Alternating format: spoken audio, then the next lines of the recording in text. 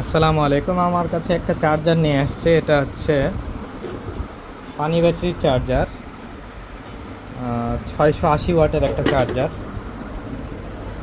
এটা দিয়ে dry ব্যাটারিও charge করে। তো এই চার্জারটার খুব ছোট একটা সমস্যা হয়েছে, যে এইখানে যে আমরা দেখাই, এই যে চার্জারটা রানিং হয়ে গেছে। তো চার্জারটার মূল সমস্যা হয়েছে যে এইটা এনটিসি মানে নেগেটিভ টেম্পারেচার কোএফিসিয়েন্ট। তো এটা লাগানো থাকে চার্জারের সামনেই। তো চার্জার যখন আমরা লাইন দিই তখন ইনরাশ কারেন্ট হয়, মানে ক্যাপাসিটার থাকার কারণে অনেক বেশি স্টার্টিং কারেন্ট হয়, যার কারণে এই কারেন্টটাকে লিমিট রাখার জন্য এই এনটিসিগুলো লাগানো হয়। মানে নর্মালি কোল্ড অবস্থায় এটার রেজিস্ট্যান্স অনেক বেশি থাকে। যখন এটার ভিতর দিয়ে একটু কারেন্ট যাওয়া শুরু করে তখন এটা একটু গরম হয়, আর যখন বেশি গরম হয় তখনই এটা পুরোপুরি ওপেন সার্কিট হিসেবে ইউজ হয়ে যায়।